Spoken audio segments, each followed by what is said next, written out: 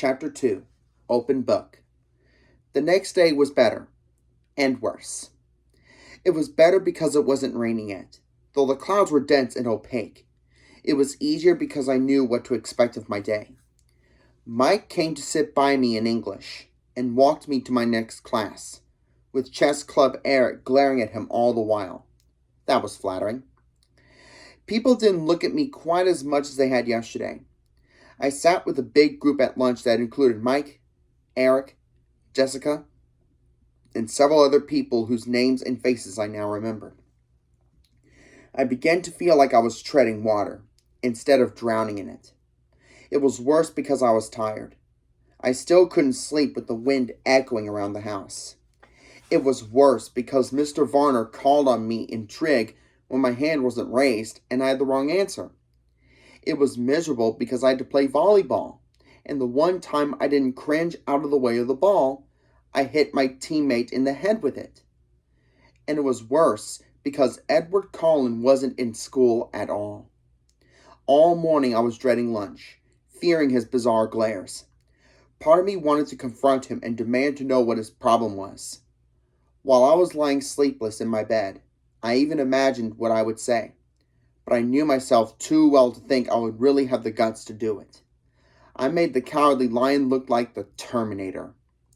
But when I walked into the cafeteria with Jessica, trying to keep my eyes from sweeping the place for him, and failing entirely, I saw that his 4 siblings of sorts were sitting together at the same table, and he was not with them. Mike intercepted us and steered us to his table. Jessica seemed elated by the attention, and her friends quickly joined us. But as I tried to listen to their easy chatter, I was terribly uncomfortable, waiting nervously for the moment he would arrive. I hoped that he would simply ignore me when he came, and prove my suspicions false. He didn't come, and as time passed, I grew more and more tense. I walked to biology with more confidence when, by the end of lunch, he still hadn't showed. Mike, who was taking on the qualities of a golden retriever, walked faithfully by my side to class. I held my breath at the door, but Edward Cullen wasn't there either. I exhaled and went to my seat. Mike followed, talking about an upcoming trip to the beach. He lingered by my desk till the bell rang. Then he smiled at me wistfully and went to sit by a girl with braces and a bad perm. It looked like I was going to have to do something about Mike, and it wouldn't be easy. In a town like this, where everyone lived on top of everyone else, diplomacy was essential. I had never been enormously tactful. I had no practice dealing with overly friendly boys.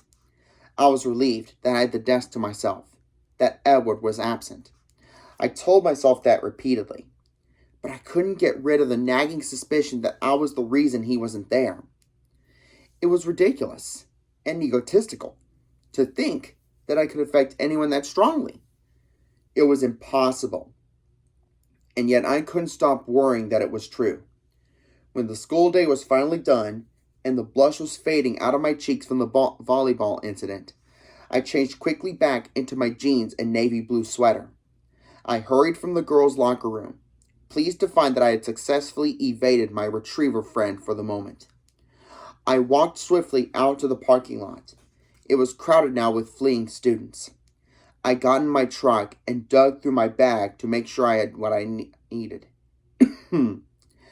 Last night, I discovered that Charlie couldn't cook, much besides fried eggs and bacon, so I requested that I be assigned kitchen detail for the duration of my stay. He was willing enough to hand over the keys to the banquet hall.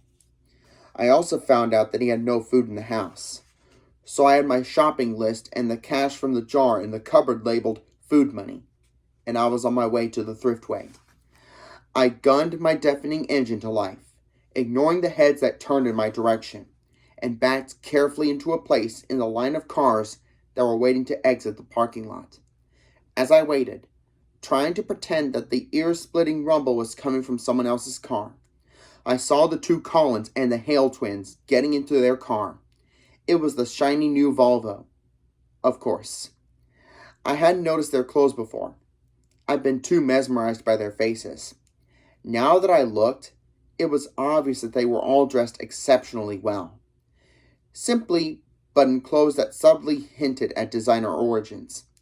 With their remarkable good looks, the style with which they carried themselves, they could have worn dish rags and pulled it off. It seemed excessive for them to have both looks and money, but as far as I could tell, life worked that way most of the time. It didn't look as if it bought them any acceptance here. No, I didn't fully believe that. The isolation must be their desire. I couldn't imagine any door that wouldn't be opened by that degree of beauty. They looked at my noisy truck as I passed them, just like everyone else. I kept my eyes straight forward and was relieved when I finally was free of the school grounds. The thriftway was not far from the school, just a few streets south, off the highway. It was nice to be inside the supermarket. It felt normal. I did the shopping at home, and I fell into the pattern of the familiar task gladly. The store was big enough inside that I couldn't hear the tapping of the rain on the roof to remind me where I was. When I got home, I unloaded all the groceries, stuffing them in wherever I could find an open space. I hoped Charlie wouldn't mind. I wrapped potatoes in foil and stuck them in the oven to bake, covered a steak in marinade, and balanced it on top of a carton of eggs in the fridge. When I was finished with that, I took my book bag upstairs. Before starting my homework, I changed into a pair of dry sweats, pulled my damp hair up into a ponytail, and checked my email for the first time. I had 3 messages.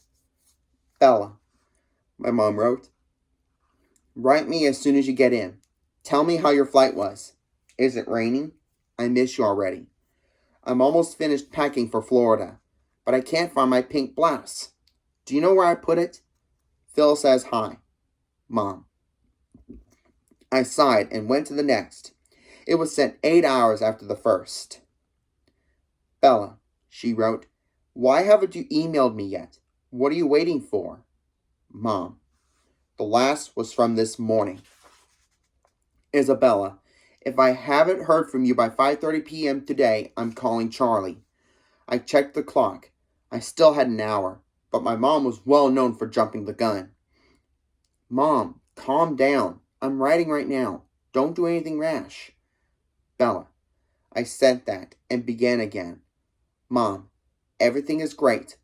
Of course it's raining. I was waiting for something to write about. School isn't bad, just a little repetitive. I met some nice kids who sit by me at lunch. Your blouse is at the dry cleaners. You were supposed to pick it up Friday. Charlie bought me a truck. Can you believe it? I love it. It's old, but really sturdy, which is good, for me. I miss you too. I'll write again soon, but I'm not going to check my email every 5 minutes. Relax. Breathe. I love you. Bella. I had decided to read Wuthering Heights, the novel we were currently studying in English, yet again for the fun of it, and that's what I was doing when Charlie came home. I lost track of the time, and I hurried downstairs to take the potatoes out and put the steak in to broil. Bella? My father called out when he heard me on the stairs. Who else? I thought to myself. Hey, Dad. Welcome home. Thanks. He hung up his gun belt and stepped out of his boots as I bustled about the kitchen. As far as I was aware, he never shot the gun on the job, but he kept it ready. When I came here as a child, he would always remove the bullets as soon as he walked in the door. I guess he considered me old enough now not to shoot myself by accident, and not depressed enough to shoot myself on purpose. What's for dinner? He asked warily. My mother was an imaginative cook, and her experiments weren't always edible. I was surprised, and sad, that he seemed to remember that far back. Steak and potatoes, I answered, and he looked relieved. He seemed to feel awkward standing in the kitchen doing nothing. He lumbered into the living room to watch TV while I worked. We were both more comfortable that way, I made a salad while the steaks cooked and set the table. I called him in when dinner was ready, and he sniffed appreciatively as he walked into the room. "Smells good, Belle." "Thanks." We ate in silence for a few minutes. It wasn't uncomfortable. Neither of us was bothered by the quiet. In some ways, we were well suited for living together. "So, how did you like school? Have you made any friends?" he asked as he was taking seconds. "Well, I have a few classes with a girl named Jessica. I sit with her friends at lunch. And there's this boy, Mike, who's very friendly. Everybody seems pretty nice, with one outstanding exception." "That must be Mike Newton. Nice kid. Nice family. His dad owns the sporting goods store just outside of town. He makes a good living off all the backpackers who come through here." "Do you know the Collin family?" I asked hesitantly. "Dr. Collin's family?" "Sure. Dr. Collin's a great man. The kids, are a little different. They don't seem to fit in very well at school." Charlie surprised me by looking angry. "People in this town," he muttered. "Dr. Collin is a brilliant surgeon who could probably work in any hospital in the world. Make 10 times the salary he gets here." He continued, getting louder. "We're lucky to have him. Lucky that his wife wanted to live in a small town. He's an asset to the community, and all those kids are well behaved and polite." I had my doubts when they first moved in, with all those adopted teenagers. I thought we might have some problems with them, but they're all very mature. I haven't had one speck of trouble from any of them. That's more than I can say for the children of some folks who have lived in this town for generations. And they stick together the way a family should. Camping trips every other weekend. Just because they're newcomers, people have to talk. It was the longest speech I'd ever heard Charlie make. He must feel strongly about whatever people were saying. I backpedaled. "They seemed nice enough to me. I just noticed that they kept to themselves. They're all very attractive," I added, trying to be more complimentary. "You should see the doctor," Charlie said, laughing. "It's a good thing he's happily married. A lot of the nurses at the hospital have a hard time concentrating on their work with him around." We lapsed back into silence as we finished eating. He cleared the table while I started on the dishes.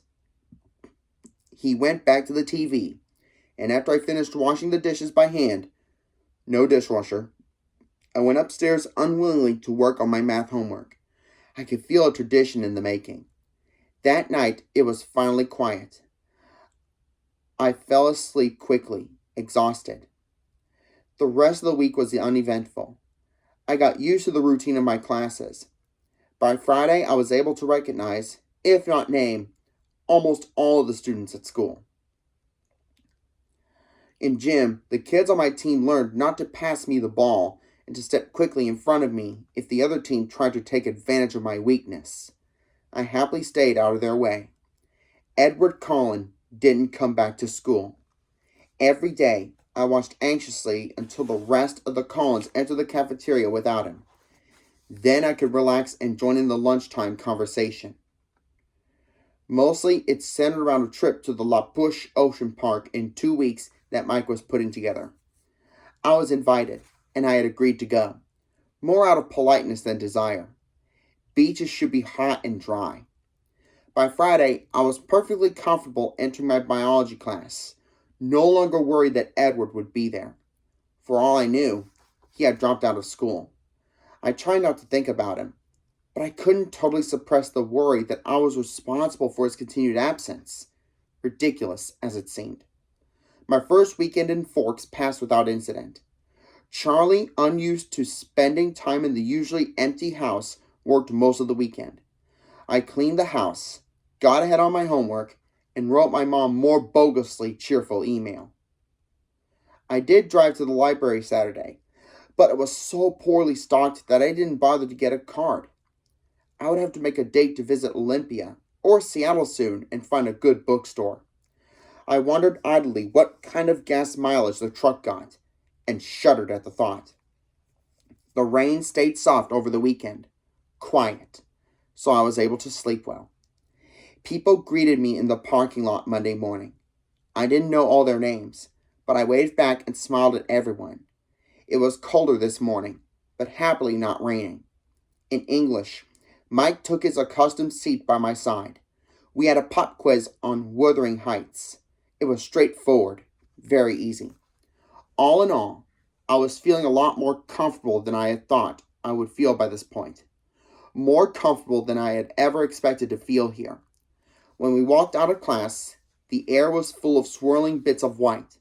I could hear people shouting excitedly to each other.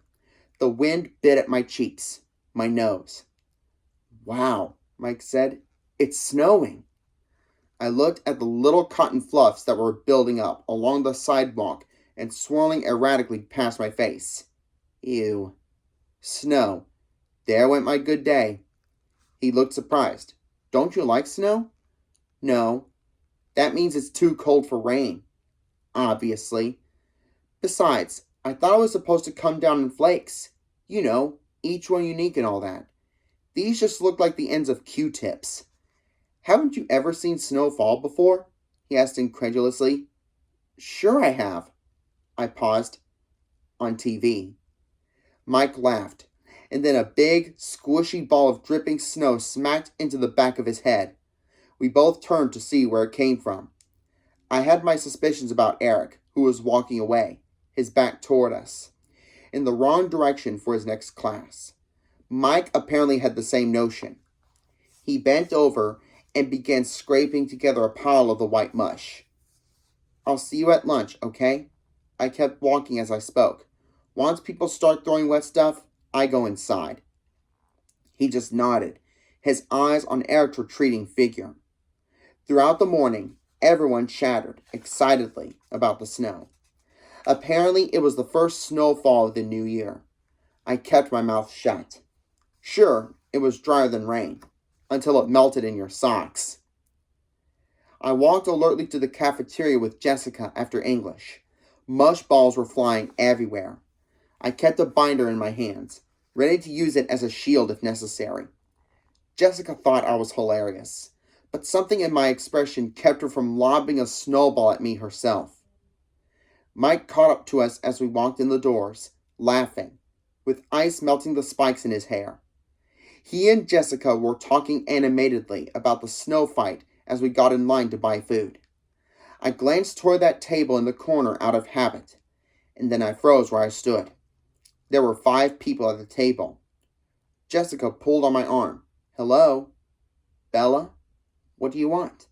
I looked down. My ears were hot.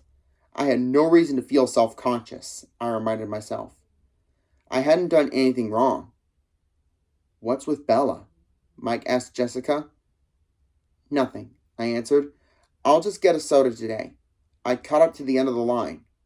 "Aren't you hungry?" Jessica asked. "Actually, I feel a little sick," I said, my eyes still on the floor. I waited for them to get their food, and then followed them to a table, my eyes on my feet. I sipped my soda slowly, my stomach churning. Twice Mike asked, with unnecessary concern, how I was feeling. I told him it was nothing, but I was wondering if I should play it up and escape to the nurse's office for the next hour. Ridiculous. I shouldn't have to run away.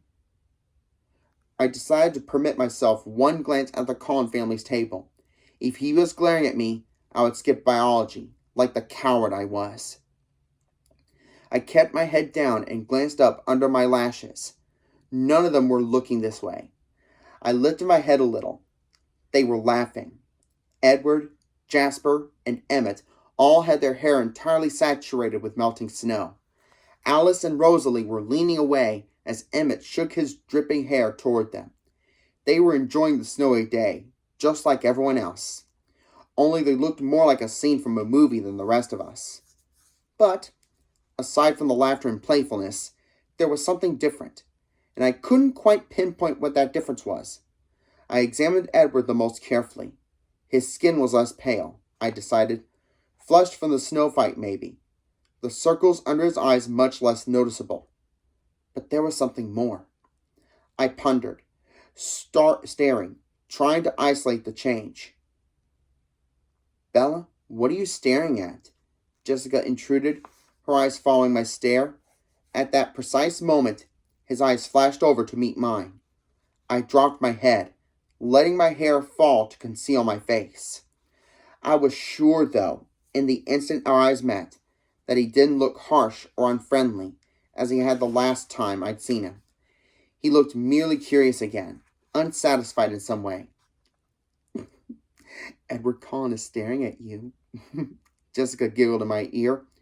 He doesn't look angry, does he? I couldn't help asking. No, she said, sounding confused by my question. Should he be? I don't think he likes me, I confided. I still felt queasy. I put my head down on my arm. The Collins don't like anybody. Well, they don't notice anybody enough to like them. But he's still staring at you. Stop looking at him, I hissed. She snickered, but she looked away. I raised my head enough to make sure that she did, contemplating violence if she resisted. Mike interrupted us then. He was planning an epic battle of the blizzard in the parking lot after school and wanted us to join. Jessica agreed enthusiastically. The way she looked at Mike left little doubt that she would be up for anything he suggested. I kept silent. I would have to hide in the gym until the parking lot cleared. For the rest of the lunch hour, I very carefully kept my eyes at my own table. I decided to honor the bargain I'd made with myself. Since he didn't look angry, I would go to biology. My stomach did frighten little flips at the thought of sitting next to him again. I didn't really want to talk to class with Mike as usual. He seemed to be a popular target for the snowball snipers. But when we went to the door, everyone besides me groaned in unison. It was raining, washing all traces of the snow away in a clear, icy ribbons down the side of the walkway. I pulled my hood up, secretly pleased. I would be free to go straight home after gym. Mike kept up a string of complaints on the way to Building 4. Once inside the classroom, I saw with relief that my table was still empty. Mr. Banner was walking around the room, distributing one microscope and box of slides to each table. Class didn't start for a few minutes, and the room buzzed with conversation. I kept my eyes away from the door, doodling idly on the cover of my notebook. I heard very clearly when the chair next to me moved, but my eyes stayed carefully focused on the pattern I was drawing. Hello, said a quiet, musical voice. I looked up, stunned that he was speaking to me. He was sitting as far away from me as the desk allowed, but his chair was angled toward me. His hair was dripping wet, disheveled. Even so, he looked like he'd just finished shooting a commercial for hair gel. His dazzling face was friendly, open, a slight smile on his flawless lips, but his eyes were careful. My name is Edward Cullen, he continued. I didn't have a chance to introduce myself last week. You must be Bella Swan. My mind was spinning with confusion. Had I made up the whole thing? He was perfectly polite now. I had to speak. He was waiting. But I couldn't think of anything conventional to say. How do you know my name? I stammered. He laughed a soft, enchanting laugh. Oh, I think everyone knows your name. The whole town's been waiting for you to arrive. I grimaced. I knew it was something like that. No, I persisted stupidly. I meant, why did you call me Bella? He seemed confused. Do you prefer Isabella? No, I like Bella, I said. But I think my dad, must call me Isabella behind my back. That's what everyone here seems to know me as. I tried to explain, feeling like an utter moron. Oh, he let it drop. I looked away awkwardly. Thankfully, Mr. Banner started class at that moment. I tried to concentrate as he explained the lab we would be doing today. The slides in the box were out of order. Working as lab partners, we had to separate the slides of onion root tip cells into the phases of mitosis they represented and label them accordingly. We weren't supposed to use our books. In 20 minutes, he will be coming around to see who had it right. Get started, he commanded. Ladies first, partner? Edward asked. I looked up to see him smiling a crooked smile so beautiful that I could only stare at him like an idiot. Or I could start, if you wish. The smile faded. He was obviously wondering if I was mentally competent. No, I said, flushing. I'll go ahead. I was showing off. Just a little. I'd already done this lab, and I knew what I was looking for. It should be easy. I snapped the first slide into place under the microscope and adjusted it quickly to the 40x objective. I studied the slide briefly. My assessment was confident. Prophase. Do you mind if I look? He asked as I began to remove the slide. His hand caught mine to stop me as he asked. His fingers were ice cold, like he'd been holding them in a snowdrift before class. But that wasn't why I jerked my hand away so quickly. When he touched me, it stung my hand as if an electric current had passed through us. I'm sorry, he muttered, pulling his hand back immediately. However, he continued to reach for the microscope. I watched him, still staggered, as he examined the slide for an even shorter time than I had. Prophase, he agreed, writing it neatly in the first space on our worksheet. He swiftly switched out the first slide for the second, and then glanced at it cursorily. Anaphase, he murmured, writing it down as he spoke. I kept my voice indifferent. May I? He smirked and pushed the microscope to me. I looked through the eyepiece eagerly, only to be disappointed. Dang it, he was right. Slide 3. I held out my hand without looking at him. He handed it to me. It seemed like he was being careful not to touch my skin again. I took the most fleeting look I could manage. Interface. I passed him the microscope before he could ask for it. He took a swift peek and then wrote it down. I would have written it while he looked, but his clear, elegant script intimidated me. I didn't want to spoil the page with my clumsy scrawl. We were finished before anyone else was close. I could see Mike and his partner comparing 2 slides again and again, and another group had their book open under the table, which left me with nothing to do but try to not look at him. Unsuccessfully. I glanced up, and he was staring at me, that same inexplicable look of frustration in his eyes. Suddenly, I identified that subtle difference in his face. Did you get contacts? I blurted out unthinkingly. He seemed puzzled by my unexpected question. No. Oh, I mumbled. I thought there was something different about your eyes. He shrugged and looked away. In fact, I was sure there was something different. I vividly remembered the flat, black color of his eyes the last time he glared at me. The color was striking against the background of his pale skin and his auburn hair. Today, his eyes were a completely different color, a strange ochre, darker than butterscotch, but with the same golden tone. I didn't understand how that could be, unless he was lying for some reason about the contacts. Or maybe Forge was making me crazy in the literal sense of the word. I looked down. His hands were clenched into hard fists again. Mr. Banner came to our table then, to see why we weren't working. He looked over our shoulders to glance at the completed lab, and then stared more intently to check the answers.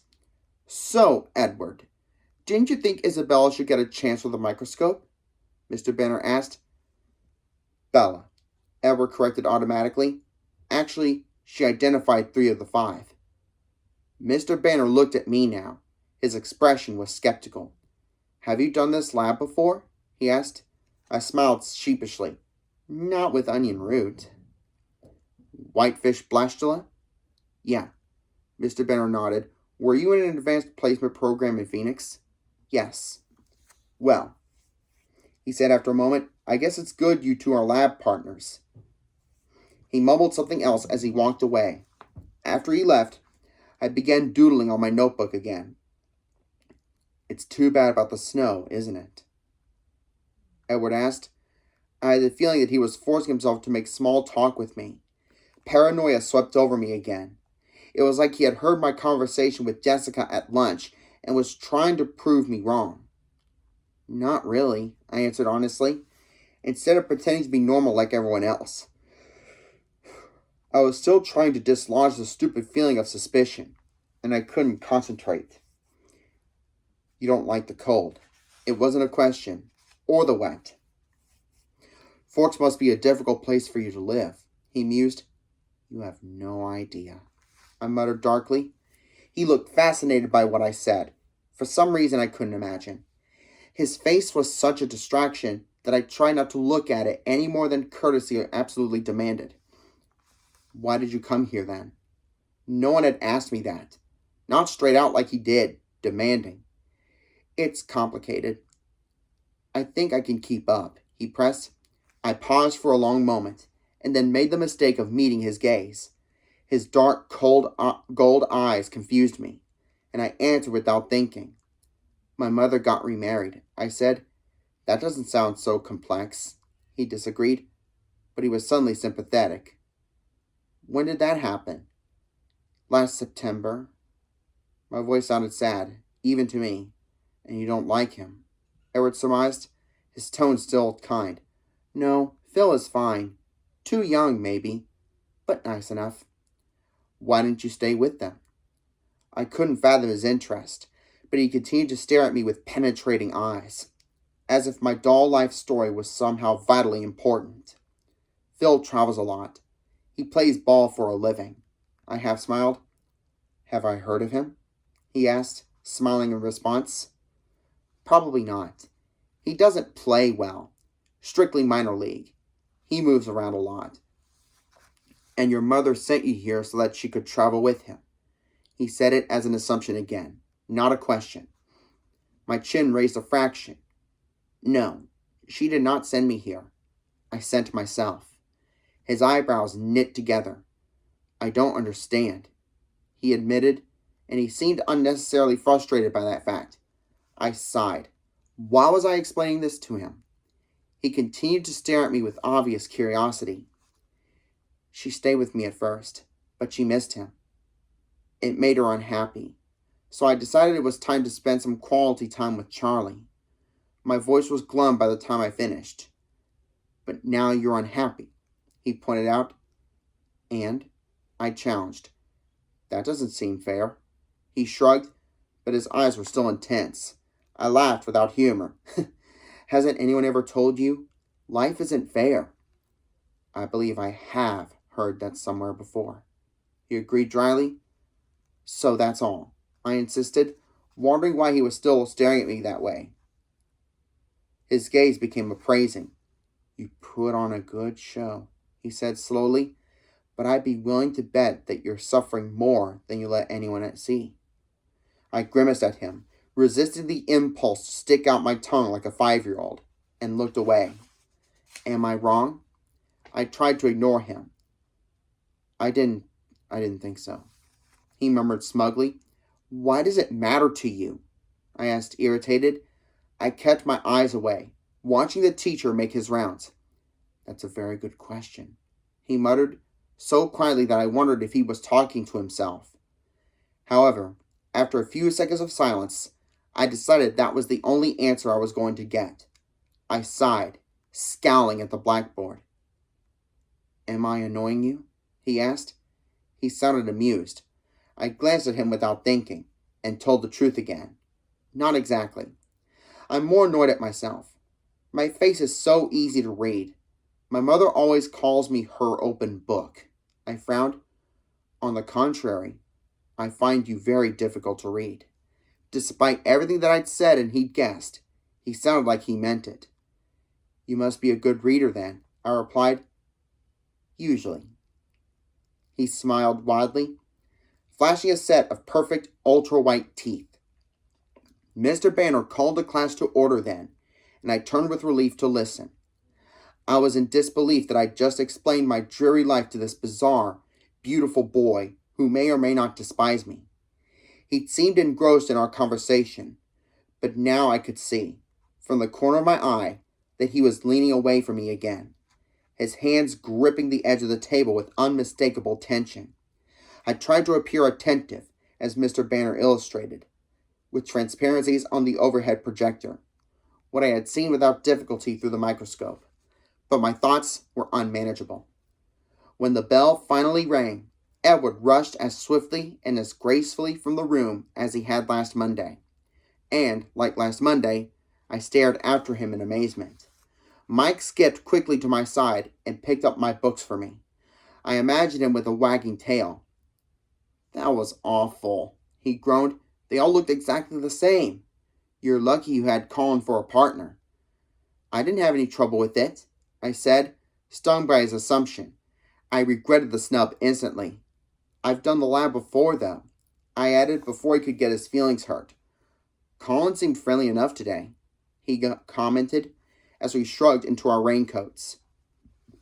He didn't seem pleased about it. I tried to sound indifferent. "I wonder what was with him last Monday." I couldn't concentrate on Mike's chatter as we walked to gym, and PE didn't do much to hold my attention either. Mike was on my team today. He chivalrously covered my position as well as his own, so my wool gathering was only interrupted when it was my turn to serve. My team ducked warily out of the way every time I was up. The rain was just a mist as I walked to the parking lot, but I was happier when I was in the dry cab. I got the heater running, for once not caring about the mind-numbing roar of the engine.